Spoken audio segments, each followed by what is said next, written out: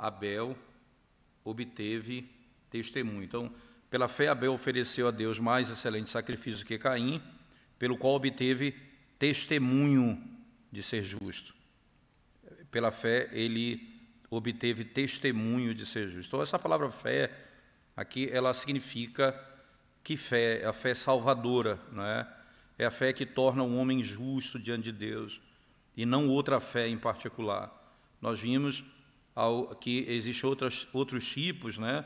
Como a fé em milagre, ou mesmo, mas essa fé específica é a fé redentora, a fé salvadora. Veja, se você olhar para o texto, como ele está aqui no verso 4, enquanto ele havia dito o seguinte, né? Que antes da sua fé, perceba, antes ele afirma, por sua fé, entenda que o testemunho que ele recebe, o testemunho é algo futuro, a base é a fé. Então, foi pela fé, a fé antecede ao testemunho, a fé antecede a própria ação dele, certo? Quando você olha, em particular, para o verso anterior, perceba lá o verso, volte comigo, no verso 3, ele diz assim, desculpa, no 2 do capítulo 11, pois pela fé os antigos obtiveram bom testemunho. Então, aqui ele dá um aspecto geral, e Abel recebe essa visão particular, entende? Abel é aquele que recebeu testemunho por sua fé, entende? Pela fé, como diz o verso, os antigos obtiveram bom testemunho. E aqui, em particular, você vai ouvir, pela fé, indo para a segunda parte, pelo qual obteve testemunho de ser justo. Então, a visão geral, uma declaração geral de que os antigos fizeram isso, e Abel recebe aqui essa característica específica de receber bom testemunho. Então, essas palavras, irmãos, elas nos levam literalmente a dois benefícios nos quais Abel recebeu por sua fé redentora, dois benefícios que ele recebeu pela sua fé salvadora, a fé que ele obteve e que ele teve naquilo que foi prometido ali. Primeiro, o que ele recebeu? O texto diz que ele era justo, perceba isso, ele era justo. E segundo, Deus testificou que ele era justo, entende? Então, pela fé, ele foi justificado e ao mesmo tempo, no segundo momento, Deus vai testificar que ele foi justificado. Então, em primeiro lugar, a fé de Abel o declarou justo, não é? E essa justiça, irmãos, entenda isso, e essa justiça não por causa, entenda isso, não é? Essa fé vai fazê-lo justo, e a justiça não por causa da sua fé era uma qualidade excelente dessa virtude em si mesmo, para fazê-lo justo, mas porque ela era um instrumento pelo qual ela apreendeu e aplicou a ele mesmo a justiça do Messias. Entenda isso, a fé não era a justiça, a fé era o meio pelo qual ele apreende a justiça e aquilo que era prometido no texto, que era a vinda do Messias, a certeza de que o Messias viria, que Cristo viria para redimi-lo. Ora, é bom sempre frisar isso, a fé, ela não é a causa, ela é o instrumento pelo qual nós somos justificados, nós somos salvos, certo? Então, isso era a sua justiça. Que justiça era, irmãos? Qual ele obteve pela fé. Ele obteve essa justiça pela fé. É importante que ele não foi justificado por sua própria santidade, né? Ele sabia, e entenda isso mais uma vez, olhando para um momento específico da história do Antigo Testamento, Abel era filho de quem? De Adão. E quem era Adão, irmãos? Adão era aquele que uma vez foi criado perfeito e sem pecado. Então, ele conviveu com seu pai, é óbvio que depois da queda, mas ele ouviu isso. Adão era um homem que foi que era um homem que foi criado perfeito pelo próprio Deus. Mas ele não confia no seu pai. Em quem ele confia? Ele confia na justiça da semente bendita, que foi prometida lá em Gênesis 3,15, que iria nascer da mulher aquele que iria esmagar a cabeça da serpente. A fé de Abel não é colocada no pai, ou mesmo na justiça dele, mas é colocada agora na semente e na própria promessa daquele que viria.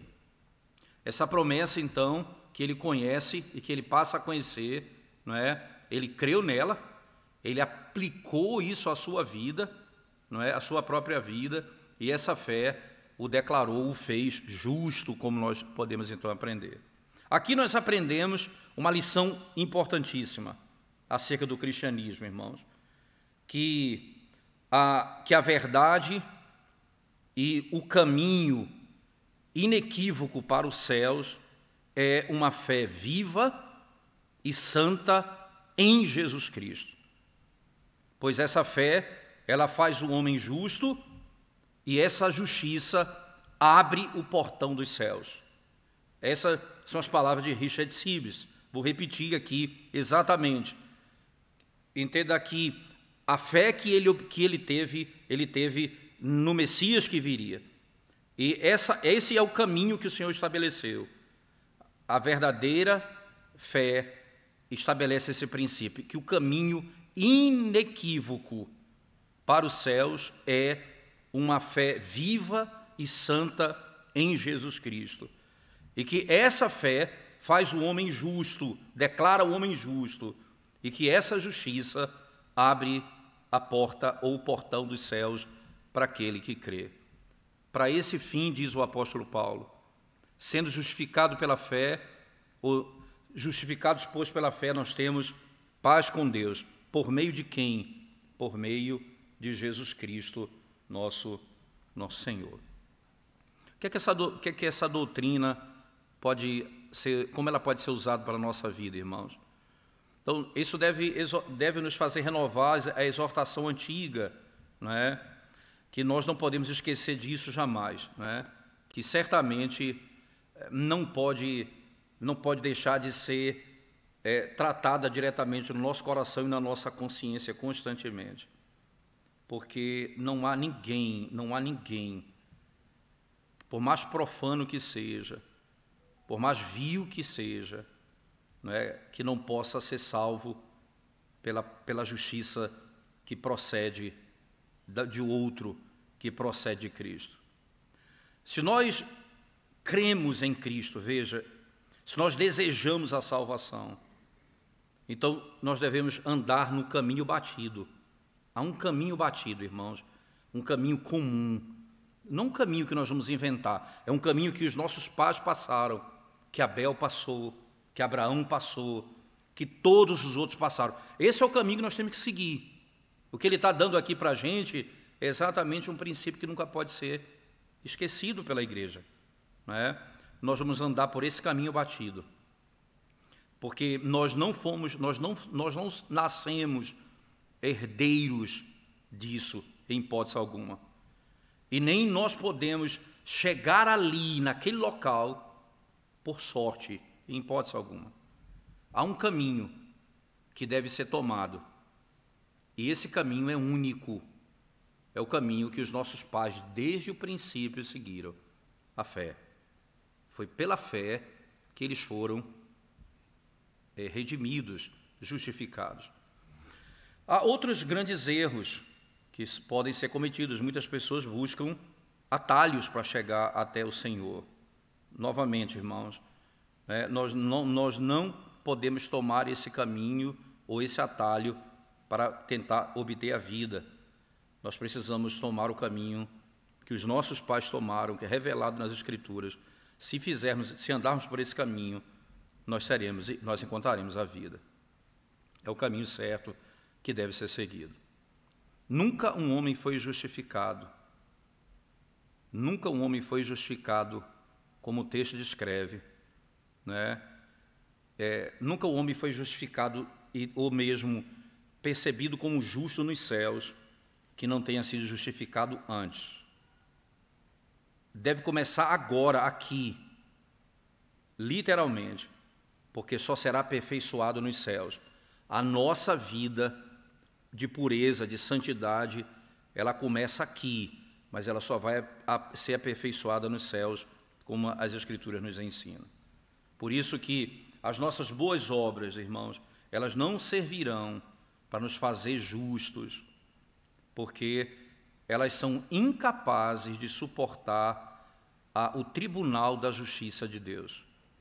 Ninguém vai permanecer. Veja, Apocalipse 11:17 diz assim: nenhuma coisa impura entrará no reino dos céus. Nenhuma coisa impura, nada impuro adentrará o reino dos céus.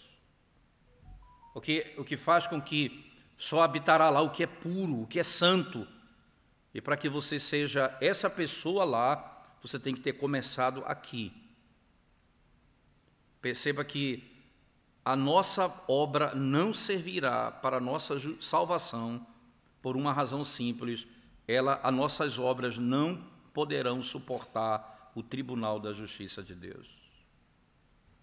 Com Abel, nós devemos sair de nós mesmos e abandonar a nossa própria opinião pessoal e o nosso próprio caminho. Precisamos, como Abel, negar a nós mesmos e nos apegar à justiça de Cristo, nessa vida e também na morte. Esse é o caminho que nunca vai nos decepcionar. Você vai se decepcionar por muitos caminhos, mas esse caminho não vai te decepcionar em hipótese alguma. Como Abel, creia no Senhor e tudo que você fizer no Senhor, segundo a vontade dEle, é aceito pelo Pai. Nós devemos andar dessa maneira. Então, se você disser assim, eu creio no Senhor, mostre o teu caminho de santidade, mostre o teu caminho de devoção, mostre o teu amor. Não adianta você dizer, eu creio no Senhor. Há um rastro aqui. E esse rastro, ele é testemunhado. Os nossos pais do passado receberam o testemunho de que andaram com o Senhor. Então, se eu disser que eu creio, eu preciso deixar um caminho por onde eu andei. Que caminho eu andei? Por onde eu passei? Não é? Então, isso vai mostrar a minha fé, o modo como eu ando, por onde eu ando, como eu vivo, vai mostrar exatamente no que eu creio. Isso é fundamental. Outro ponto importante que deve ser observado, Abel foi aprovado e aceito por Deus. Como eu posso dizer que ele foi aceito, que Abel foi aceito por Deus e aprovado? Porque as obras de Abel agradaram ao Senhor. Veja, como é que eu sei que ele foi aceito, que Abel foi aceito? Porque o que ele entregou para o Senhor foi recebido. As suas obras não podem agradar a Deus, irmãos, a menos que a pessoa agrade. As minhas obras não podem ser aceitas por Deus se eu não for aceito. É um princípio claro. Por isso, as suas obras precisam manifestar isso. Isso, então, nos leva a estabelecer o seguinte razoado. Veja bem, o Santo Espírito aqui nos ensina um ponto fundamental da nossa religião, a saber que primeiro a pessoa do homem deve agradar a Deus antes que as suas ações possam. A pessoa precisa ser recebida por Deus antes que as suas ações possam ser recebidas. Isso é pleno, isso é claro nas Sagradas Escrituras. Primeiro, ele obteve testemunha, irmãos, de que ele era um homem justo. Então Deus testificou dos seus dons, das suas ofertas, e disse que as recebeu. Ora, quando você vai para Gênesis 4, verso 4, você vai encontrar isso, não é? Você vai ver, primeiro Abel foi recebido e depois a sua oferta. Primeiro Abel foi recebido, depois a sua oferta. Ora, entenda, irmãos, você acha que que a oferta de Caim não foi recebida basicamente por quê? Porque ele não foi aceito. Quando eu não sou aceito, nada que eu faço para Deus é bom. Só tem uma maneira de eu fazer alguma coisa boa para Deus, se eu for recebido por Deus. E não tem outra maneira de ser recebido se não for pela justiça de Cristo, pela obediência de Cristo, não há outra maneira.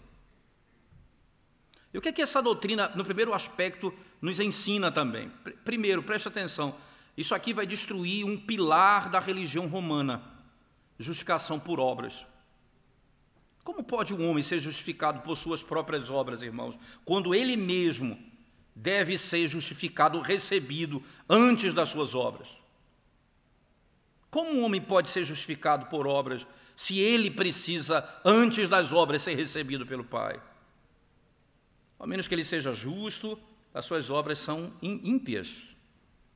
E se eles são ímpios, não é? Antes das suas pessoas, antes dele ser justo, como as obras podem justificá-los? Eu vou repetir o raciocínio, preste atenção na lógica do raciocínio. Veja só, que, ora, ele deve ser justo antes que as suas obras sejam aceitas.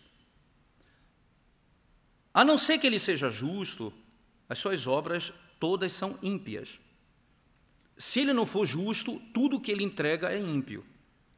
Ora, se as obras são ímpias antes da pessoa ser justa, como então essas obras podem justificá-lo? E se a pessoa, veja, que antes ela já é justa por si mesma, né? Antes a pessoa é justa, qual a necessidade que ela tem, não é, de ser justificada de novo por suas obras? Se a pessoa já é justificada, qual a necessidade de ser justificada por obras? As boas obras, irmãos, elas não tornam um homem bom, mas um homem bom torna uma obra boa. Preste atenção nesse ponto. As boas obras não podem fazer um homem bom, mas um homem bom pode fazer boas obras. Entenda, esse homem bom aqui é o homem que foi justificado, que foi feito bom, que foi feito justo pelo próprio Senhor. E esse é o ponto que precisa ser levantado. Primeiro, essa lógica papista, ela é um absurdo racionalmente. E segundo, ela é completamente desnecessária. Veja, o homem é bom, se ele já é bom, não é? A obra não pode fazê-lo bom. Isso é ilógico. Segundo, nós aprendemos que até que um homem possa ser chamado, não é? E a sua pessoa possa ser justificada e santificada, tudo o que ele faz é pecado. É completamente desnecessário. Se eu coloco na frente o que eu faço para ser recebido, logo eu estou dizendo assim, ora, se eu não sou justificado primeiro, tudo que eu entrego para Deus é pecado. Não há saída para isso. Primeiro, não é? As ações comuns dele, comer, beber, dormir, andar, falar, tudo é pecado. Segundo, as obras da sua vocação, o seu trabalho do dia a dia, é a mesma coisa, é pecado. Terceiro, as suas ações civis, a saber, a prática de virtudes, o seu cuidado com as coisas desse mundo, a sua sobriedade, a sua temperança, quietude, a sua aparente retidão, isso tudo, irmãos, aparentemente bom, tudo é pecado. Entenda que é tudo pecado por quê? Não porque fazer o bem em si é pecado. O bem feito por alguém que não é justo não pode ser recebido como coisa boa. Ora, fazer o que é certo é bom por fazer o que é certo, mas ninguém pode ser justificado por aquilo que ele mesmo faz.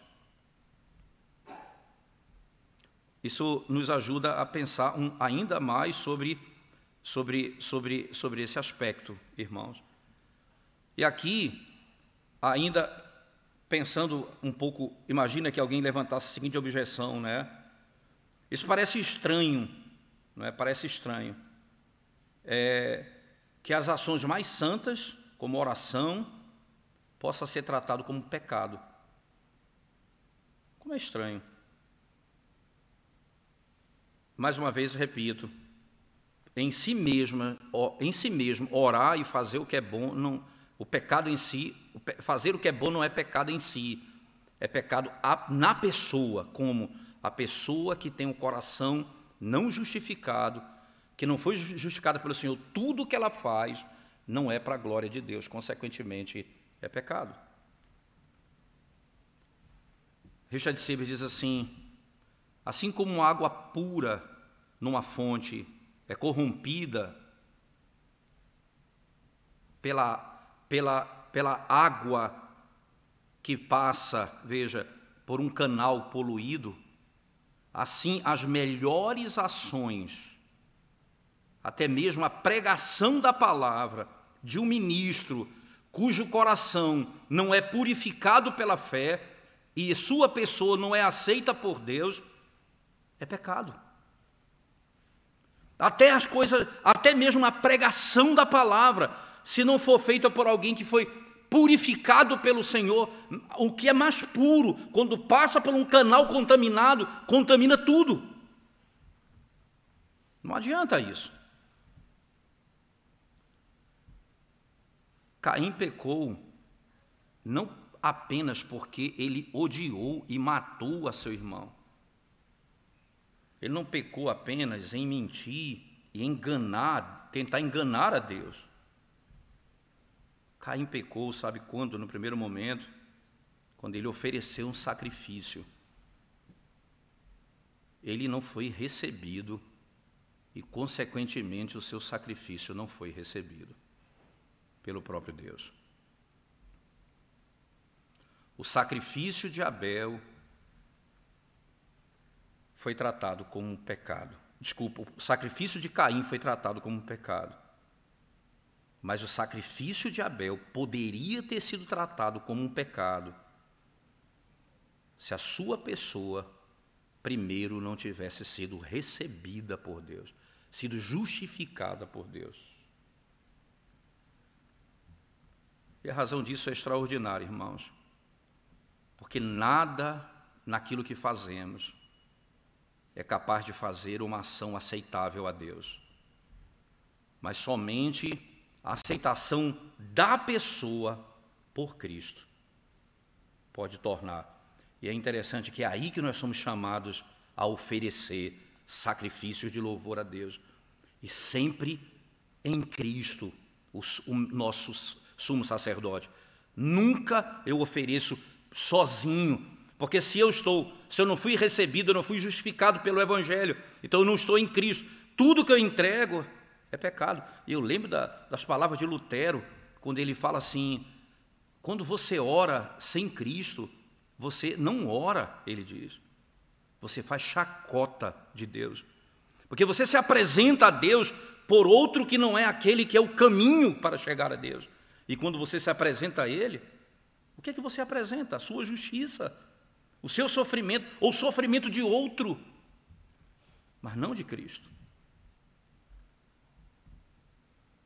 Seria, irmãos, uma coisa miserável que todas as nossas ações, até mesmo as nossas ações santas,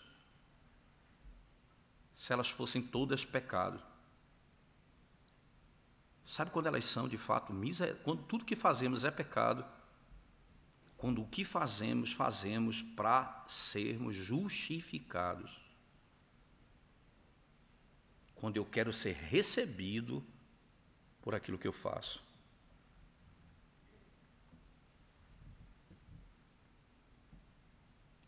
Pregue, ensine durante toda a sua vida. Entregue a sua vida para morrer pela religião. Faça tudo o que você puder de bom aos pobres.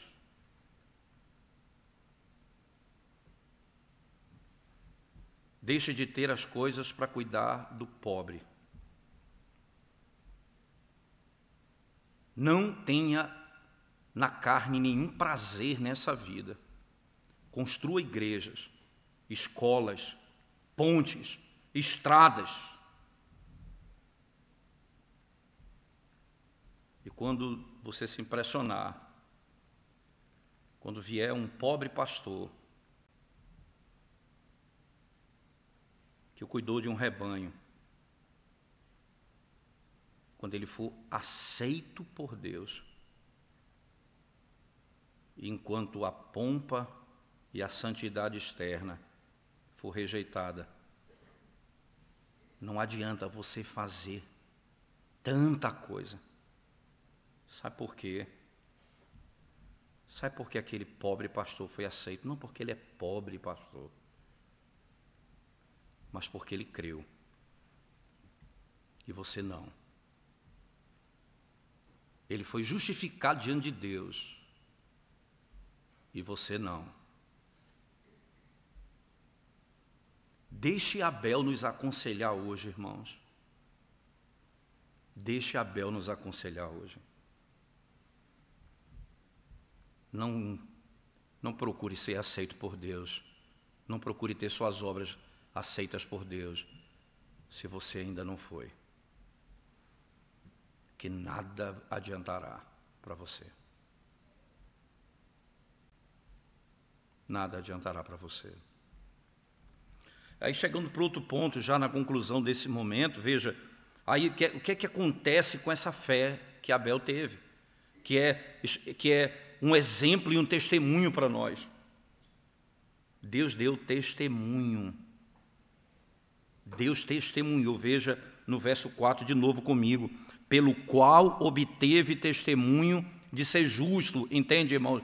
Veja, pela fé Abel ofereceu a Deus mais excelente sacrifício do que Caim, pelo qual obteve testemunho de ser justo. Que testemunho é esse, irmãos? Que testemunho é esse que Deus deu a Abel e a sua oferta? Aqui não está expresso isso em palavras no texto, não é claro isso para nós. Mas alguns puritanos chegam até a dizer umas coisas intrigantes sobre isso. Por exemplo, alguns dizem assim, sabe como era uma oferta quando era recebida por Deus? Vinha fogo do céu. Ele diz, olha, lembra lá em Levítico 9:24, quando o sacrifício foi montado e veio fogo do céu, mostrando que Deus havia recebido aquele sacrifício? Você lembra quando aconteceu com Salomão, lá em 2 Crônicas 7:1, quando o templo foi construído e a mesma coisa aconteceu? O que eles ofereceram foi recebido.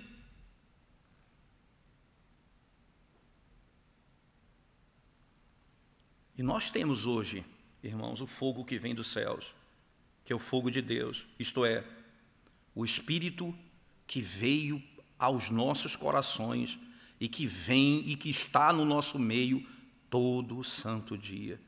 Não de modo visível, como no Antigo Testamento, mas espiritualmente. E ele aquece o nosso coração e o coração de um crente. Os seus pecados e as suas corrupções, elas são literalmente consumidas pelo fogo do Espírito que opera em nós. Qual o uso desse princípio aqui para a nossa vida? Não há sacrifício no Antigo Testamento, irmãos, que agradasse a Deus, senão aquele que fosse queimado por fogo, que fosse queimado dos céus, e que fosse feito exatamente como o Senhor estabeleceu. Assim, os nossos sacrifícios também no Novo Testamento. Quais são os sacrifícios que nós oferecemos no Novo Testamento? Quais são eles? A invocação ao nome de Deus, sacrifício de louvor, os nossos deveres religiosos, as obras de misericórdia, o amor. Isso, veja, nunca vai agradar a Deus a menos que eles procedam de um coração que tenha sido purificado pelo fogo do Espírito de Deus. Isto é, que proceda de um coração arrependido e que tenha crido no Senhor. Esses são, irmãos, acesos e o fogo arde neles diariamente, pelo fogo do Espírito que habita em nós e que nos faz destruir dia após dia a corrupção do nosso coração, para que aquilo que oferecemos ao Senhor seja aceito por Ele. É por isso que o Espírito veio com labareda de fogo sobre nós, como diz lá em Atos, no capítulo 2. 1 Timóteo 1,4, eu quero que você abra esse texto comigo, por favor. 1 Timóteo capítulo 1, verso 4, Paulo diz assim: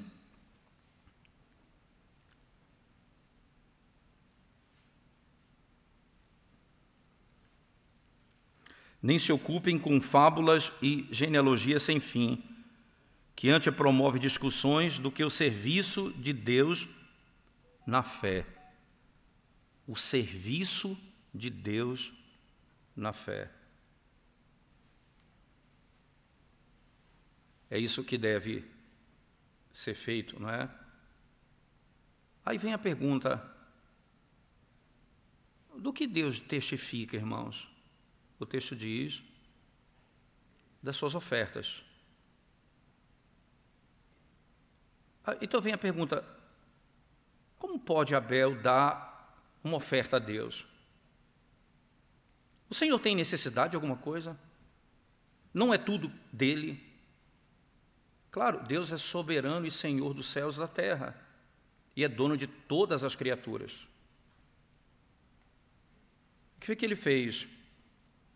Ele dá às suas criaturas e concede essas coisas aos homens, para que ele possa usá-las, para que elas sejam como se fossem suas. E assim, irmãos, eles possam usar de forma correta para Deus. E sendo do homem, e essas coisas que Deus dá ao homem, pertencendo ao homem, então, como uma prova da sua gratidão, ele retorna essas coisas a Deus. Especialmente vendo que Deus as recebe quando elas são oferecidas, e elas recebem e nós damos como uma oferta voluntária, de um coração voluntário. Isso nos mostra algumas coisas importantes para aprendermos. Primeiro, veja a maravilhosa misericórdia de Deus, que enquanto nós podemos oferecer a Deus, não podemos oferecer a Deus nada, mas aquilo que é propriamente de Deus. Veja, eu não tenho nada para dar para Ele, a não ser aquilo que é dele mesmo. Ele aceita uma oferta que é um presente que Ele mesmo me concedeu. É como, irmãos, é como se nós tivéssemos essas coisas como nossas e que fossem simplesmente adquiridas por nós mesmos e foram dadas por Deus. Segundo, perceba a diferença aqui entre os sacrifícios do Antigo Testamento e os sacramentos do Novo Testamento. No sacrifício do Antigo Testamento, eles davam alguma coisa a Deus. Por isso elas são chamadas ofertas. Nos nossos sacramentos, nós recebemos graça diariamente de Deus. Nós recebemos diariamente de Deus. Ainda podendo aprender alguma coisa desse princípio, em terceiro lugar, que nesse sacrifício do Antigo Testamento, eles são chamados ofertas ou presentes, podemos chamar assim. Nós podemos saber que isso na realidade é típico, tipológico, e tem um significado muito mais excelente para nós. Quanto lá tipificava, aqui agora significa que o Messias seria dado a nós livremente para a nossa salvação, para a salvação dos eleitos, e que Cristo, o Messias, voluntariamente se entregaria para ser o nosso Redentor. Segundo, significa que todo homem que busca a salvação por Cristo deve entregar-se a Deus, e tudo que ele tem precisa ser entregue a Deus. É por isso que Paulo vai exortar: entregue-se a Deus, entregue os seus membros como armas e como armas de justiça. Vocês precisam entregar os seus membros a Deus, entreguem-se a Ele. Quando você dá qualquer coisa a um homem, você o faz senhor disso. Se você entrega a sua alma e seu corpo ao Senhor, nós devemos dar essas coisas, irmãos, na medida em que elas devem obedecer e servir ao Senhor e ser governado por Ele, e possamos servir em tudo para a glória dEle. Nós entregamos isso como serviço a Ele. Nós professamos a religião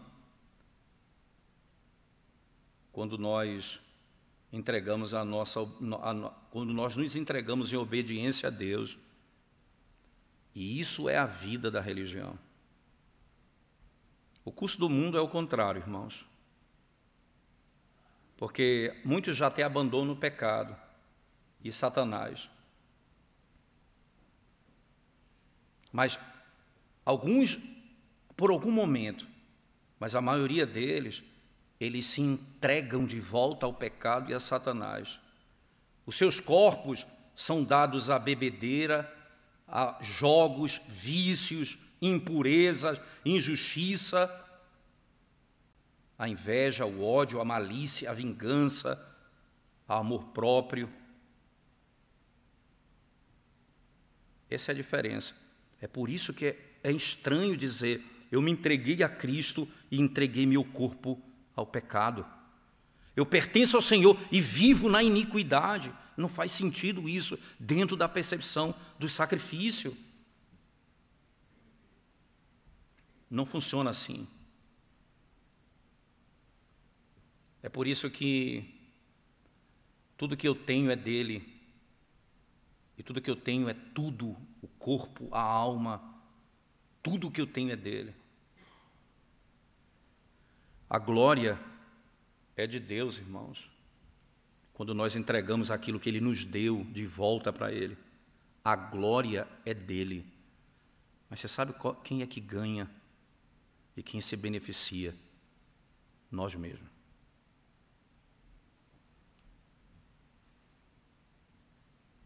É isso, em última instância, o que nós estamos aprendendo aqui.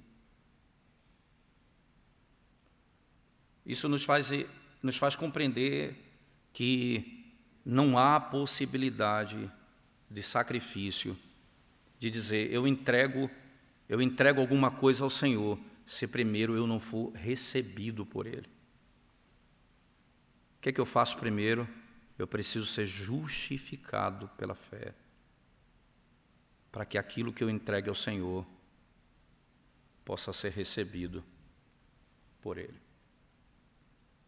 Na próxima quarta-feira, se o Senhor nos permitir, nós vamos, na próxima quarta-feira nós vamos voltar e vamos falar, para entender um pouco dessa expressão aqui, que a fé de Abel, ainda mesmo depois de Abel morto, a fé ainda fala hoje.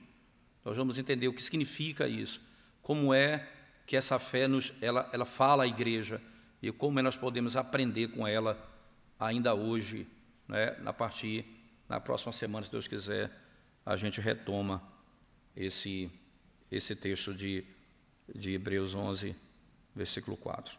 Então, só para nós fecharmos, irmãos, entenda que o testemunho que foi dado acerca de Abel é diferente pelo fato de que, primeiro, ele foi recebido, e então aquilo que ele oferta é recebido também. Sem ser recebido, eu não tenho nada para entregar a Deus que seja santo. Segundo, que aquilo que é ofertado a Deus, entende, ele só é aceito quando é consumido pelo próprio Deus, quando vinha fogo do céu e consumia essas coisas. Hoje, quando o Espírito de Deus habita no nosso coração, essa é uma declaração de que quando nós oferecemos a Deus sacrifícios, o nosso pecado, a nossa impureza, ela é trabalhada pelo Senhor. Nós somos santificados E é assim que nós que cremos no Senhor e oferecemos a Ele continuamente sacrifício de louvor ao Senhor.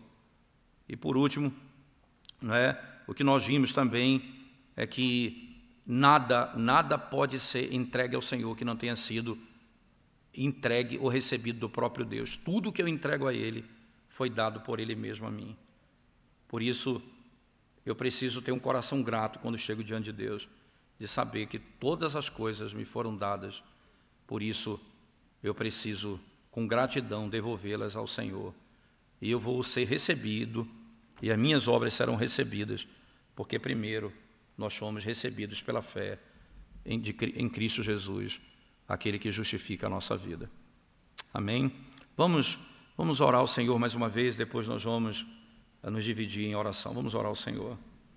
Graças te damos, ó Deus, pelo privilégio, pela oportunidade preciosa de podermos meditar na Tua Palavra e sermos desafiados, ó Deus, a confiar somente em Ti, Senhor Jesus, como nossa justiça, a nossa redenção, e não imaginarmos em hipótese alguma que podemos entregar alguma coisa ao Senhor, sem que primeiro nós tenhamos sido recebidos pelo Senhor. Ajuda-nos, ó Deus, a sempre e sempre no nosso coração a termos essa consciência, a buscarmos esse propósito e avaliarmos sempre a nossa alma, para não sermos encontrados, ó Deus, faltosos e sermos condenados com os que viveram nesse mundo para a iniquidade.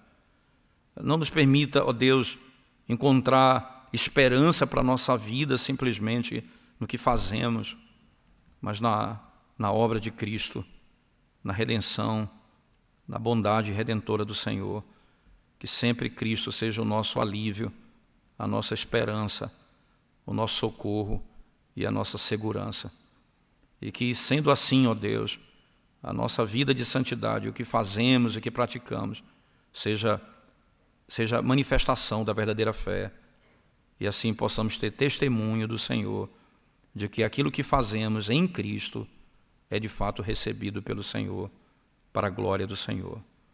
Abençoa-nos mais uma vez, nós pedimos, em nome de Jesus. Amém.